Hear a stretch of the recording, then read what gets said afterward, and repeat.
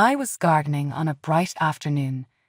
In the backyard, my kid was occupied with her toys. I was enjoying myself while tending to the young flowers when I heard the gate open. It was my mother-in-law, telling the cabbie to load up with her stuff. There was even a large package with shopping bags. I let out a long sigh. It seems like she went shopping once more. She beckoned me when the driver departed, saying, "Tessa, come here, girl." I went straight to her. Make oneself feel valuable. Once inside, place these bags and move that large crate to the ceiling. And kindly refrain from touching any of these. You are jealous, I know, but just show some manners and never try to take anything. I never would steal, I answered. She laughed. That is something a liar and a desperate girl would say. She gave me a rolling look. What's holding you back? Get up and go. Like I was her maid, she gave me instructions. However, I'm already accustomed to this level of care. She always makes me do things for her while my spouse isn't there, emphasizing how envious I am of her. My life hasn't been the same since she moved in with us. I did as she asked and brought her shopping bags inside. I carried the large container to the roof. As I descended, I observed her examining her just acquired jewelry while on the phone with someone. My son is quite brave and giving, of course. He permits me to purchase using his credit card. Indeed, garments, footwear, and eyewear. Even so, I purchased a new tanning bed. Yes, our maid did assist me with the items. She even made it to the 3rd story with a box. Fortunately, she is not worthless. You know, after a long day of shopping, I have to unwind. What she said infuriated me so much. What did she say when she referred to me as her maid? Did my spouse lend her his card? That isn't feasible. My spouse is extremely frugal with money and avoids unnecessary purchases. Where does she get all of his money, I wonder? Mom, how much does all your shopping cost? I made a really courteous inquiry. Taking it personally, she moved in my direction. Dear, is that the type of question you asked me? How do you feel about me? Low cost and inadequate. It is not relevant to you. It's possible that you're simply envious of me since I'm so wealthy and can afford everything I want, while you're from a low-income background. Without my son, you would still be living in the slums, therefore you have him to thank. She gave another rolling of her eyes and returned to caring to her jewels. Her remarks hurt me deeply. She can so easily make fun of my family, especially myself. She is often upset with me, but I have nothing against her. I didn't reply and carried on preparing dinner. I've been mistreated by her for a year, but I'm hesitant to tell my husband about it for fear that it would destroy their marriage. During supper later that evening, my spouse confided in me about his trip to Singapore. It'll take place in a far-off village. Although it is only for 2 months, there would be no signal and it would be difficult to get in touch with me. I gave him a grin and took his arm. Remain calm, my dear. I promise that I will take good care of you, so you shouldn't worry. Son, are you sure you'll be away that long? My mother-in-law cut me off, drawing my husband's eye to herself. Instead of hearing concern in her tone, I sensed excitement, as if she were about to take action. Yes, Mom, I apologize if it needs to take that long. This trip is really necessary for my advancement. Fiona smiled when she heard those remarks. Well, don't worry, I know what you mean. You must, of course, put in a lot of effort and provide a living for the family. Yes, we will be quite wealthy.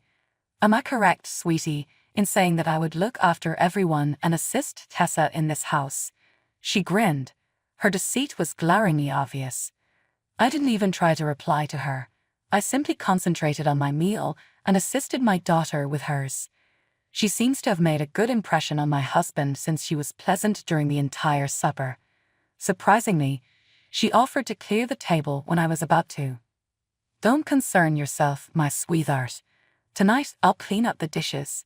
She gave me a grin and gave my spouse a brief sidelong glance. My mother-in-law hurriedly set down the dishes as Luca and our daughter headed to our bedroom as I was simply looking at her. "It's brave of you to think that I'll wash the dishes here." "Dumb girl, get them out of my sight." "Why? Why are you acting in this manner?" "What? Remember where you were supposed to be. You're only a spouse. His mother is me. Here, you are the servant and I am the master. I'll hurl all these dishes at you if you don't clean this up right away." "You're being so mean to me." "Whoa, am I being cruel to you? Are you going to weep now? I see. How do you intend to proceed? Admit that I'm being cruel to my son? Like he's going to eject me from this place." Her tone was snarky and sarcastic. I said nothing because I could take no more of her. She continued to chuckle as though she had come out on top in the debate. Her feet lolled after she dropped a dish on them. She did something that startled me. When one of the maids arrived to save me, my mother-in-law began to sob and scream in agony. This cannot be true. She intentionally did it. She shoved me away as I attempted to assist her. My spouse hurried up to her. "Mom, what happened?" Fiona gestured toward me. I was done this by her. She became irrationally upset with me. "This is untrue. I took no action." "Tessa, don't tell lies. You were upset with me for having interrupted you before. Why are you treating me like this?" She sobbed in the middle of her remark. "I'm your mother." Her deceitful actions irritated me beyond control. My spouse let out a sigh. "Let's resolve this first thing tomorrow. Let's take care of you first, Mom." With assistance, Luca brought her up to her room. My spouse is someone I trust, and I know he'll believe me. I persisted, even though one of our maids stated she would do it. I've had enough of my mother-in-law's bad attitude, and can no longer put up with it. I told my spouse the truth about what had really transpired that evening. He was aware of my feelings and considering taking action against his mother's treatment of me. The day of my spouse's departure arrived. We said goodbye with an embrace. He gave our daughter and me a kiss. "It's goodbye, Ali. Please be a nice girl. Dad will shortly return home." "Dad, you are loved. Observe self-care." I gave my hubby another embrace and planted a kiss on his lips. I noticed my mother-in-law engrossed to her phone as we were breaking up. "Oh, Mom, I'm about to go." She regained consciousness upon hearing my spouse's voice. She gave my spouse a hug and grinned. I didn't notice her strange behavior, even though it seemed like she was being careful and guilty. My hubby went for Singapore 5 days ago. My mother-in-law treated me brutally as always. I accidentally soaked her slippers, so she instructed me to clean her toilet and even shoved me down the bathroom floor. She loses her temper at the little things. As I was teaching my kid the alphabet, I heard my mother-in-law scream loudly from her bedroom.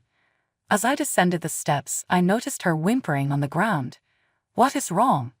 She got up and gestured at me with her finger when she heard me speak. "It's you." Her words baffled me much. "It's you who stole all my jewelry." My mother-in-law shoved me on the bed and yanked my hair in a frenzied manner. I never done anything, so why is she accusing me of it? This is ridiculous. You have no right to take my accessories. You're a brazen, ungrateful person for daring to take my belongings. You're a sly, jealous girl. Leave now. My daughter noticed the disturbance. Her cries for my name were audible to me. Fiona grabbed hold of my hair and pulled me through her bedroom, corner to corner. "Please, you're hurting me. You deserve that. Granny, please let go of Mommy." I heard my daughter begging for forgiveness. "Ember, just let things be. Your mother ought to burn in hell, since she is a robber."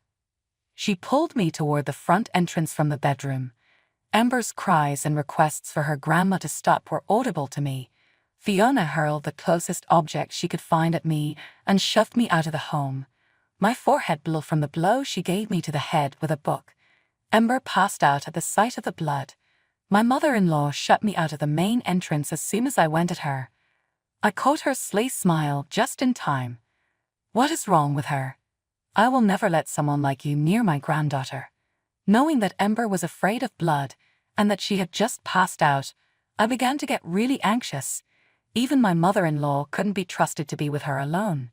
My heart was racing as I knocked on the door again and again. "Open the door, please. Allow me to visit Ember. I promise not to have stolen anything. Why are you treating me like this? I long for my daughter to return." I banged on the door numerous times, saying these phrases each time. I was quite concerned for my daughter. My forehead was bleeding, and I was unable to get in touch with my spouse. I was not going to accept that any of this was real. When they still hadn't responded, I gave up. My suspicions grew. My baby was on my mind constantly, and I couldn't stop weeping. I made the choice to remain at my friend's place. I had nothing at all. I required cash or a phone. Even my home clothes were on. I left everything, including my cherished daughter, at home. For 5 days, I attempted to go back to the house, but my mother-in-law forbade me from going into the village. I stole all of her jewels she had already rumored. My spouse and daughters still hadn't given me any updates after 2 days. While I was buying food and attempting to get my energy back, I noticed a familiar face. "Nora, is that you?" "Madam MacArthur." The moment she realized who I was, she gave me a hug. One of our maids was there. I questioned her about my kid, glancing at her. "How is Ember doing? Is she ours? Is she in pain?" Before speaking with me, Nora had a look around. She took a step forward him and attempted a whisper. "Ember is doing okay. Actually, I'm protecting her. I needed to find out, but I truly wanted to get in touch with you. But for now it is irrelevant. The truth is what counts most. You must be aware of her mystery. Your mother-in-law is really having problems." "What? How do you mean?" "Man, Fiona has leased a residence. She was beaten in a bet. She obtains her money from there, which she uses to purchase all she desires. Sadly, though, she lost and unintentionally wagered the whole house. She was really terrified, to be honest with her kid. She is afraid that you could inform your spouse, which is why she wanted you out. Madam, please, you must take action." After hearing what I just did, my heart fell. My concern for my child became even more. My mother-in-law is really wicked. She bet the house, how dare she? She is a moron, and all of my husband's hard work will go to waste. I urged Nora while holding her hand. "You have to assist me, but I'll do something. Are you someone I can trust?" She gave a nod. "All right. Tomorrow, I would want to see you here again. Please bring my money and phone. I'll speak with Luca and fill him in on everything." "Nora, are you with me?" "Yes, ma'am, I am." And with that, Nora left. All I had to do was wait for her to do the task. The next day, we reconnected in the shop. She gave me my wallet and phone. "Madam, don't worry. Ember is doing well. I informed her that you were doing well and that you and Mr. Luca will shortly return home. Thank you so much for your kind heart, Nora." After we split up, I began corresponding with my spouse.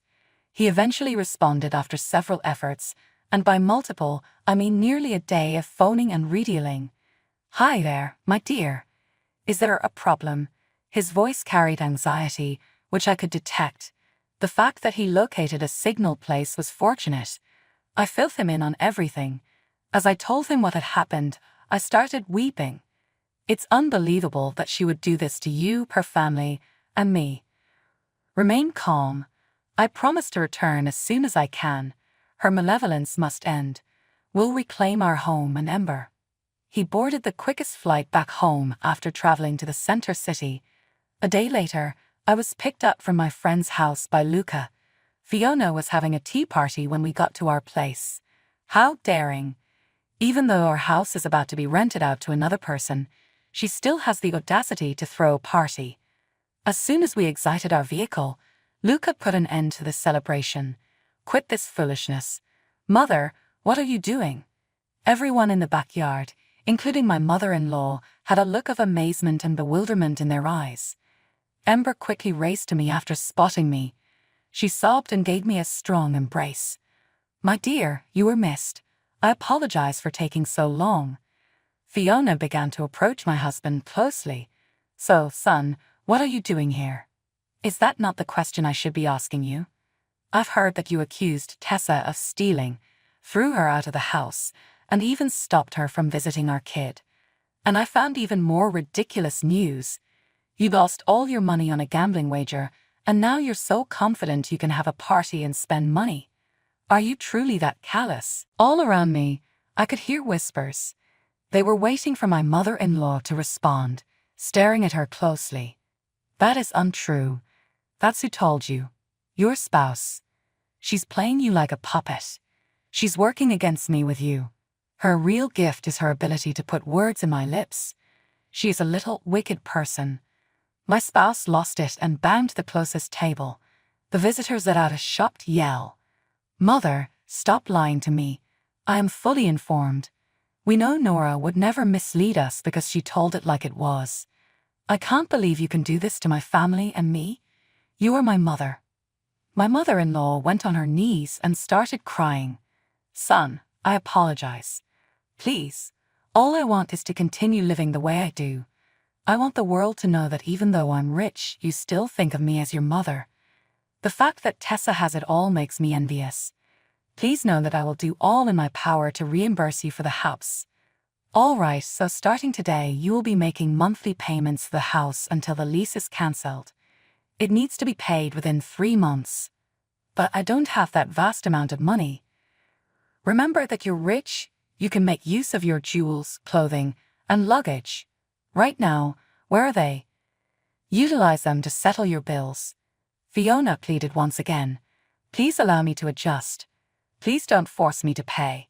That is something a liar and a desperate girl would say. When she understood I was referring to the statement she had told me earlier, she sobbed even more. It turned against her. One of the guests got to his feet. Fiona, you never stopped boasting about the possessions you had, and during the whole period, you purchased them from an unlicensed company. One of the guests got up and expressed her opinions. You are truly a terrible person, even if I always assumed you were simply self-centered. You really are the worst. I hope you make new acquaintances because I don't want to be connected to someone as abusive as you. After that, every visitor departed. Fiona begged her son again while crying, but Luca turned cold toward her. Mom, it's over. You must apply what you've learned. Fiona was left alone in the house as well. We gave her till the end of the house's account to settle. She was ultimately lonely and alone because of her rudeness and selfishness.